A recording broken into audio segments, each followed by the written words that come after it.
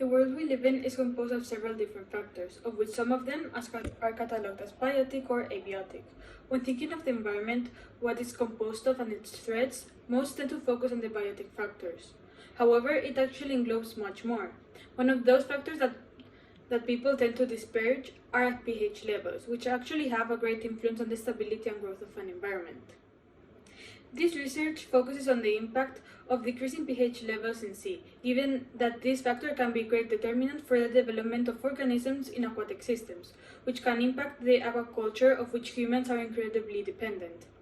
Moreover, the paper will investigate the impact that different concentrations of pH levels can have on Chamella gallina shells as a model to further understand the extent to which pH levels can impact aquaculture and the economy, more specifically of Santa Pola. Research shows that Santa Pola, a coastal city on the east coast of Spain, is very dependent on fishery, meaning that most of its economy depends on aquaculture, which consequently suggests that if anything were to disturb the aquatic systems in the area, Santa Pola would be negatively impacted, as its economy would be directly impacted, thus affecting not only the people who live there, but also the cities that depend on Santa Pola's fishing resources. Fluctuations on pH levels are said to impact mollusks, given that its decrease in pH levels causes ocean acidification, which then reacts with the calcium in mollusk shells, dissolving the shells.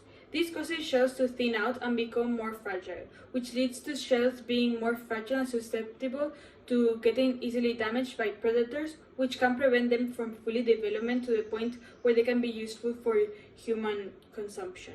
Chamella gallina are a popular kind of mollusk in the region, which is why they will serve as a model to understand the impact of that the different pH levels can have on the shell of these mollusks. In the experiment, the shells of Chamella gallina will be set up in different pH concentrations for a period of time of 2 weeks, with continuous tracking of the fluctuations in weight changes. After 2 weeks have passed, data will be processed and analyzed.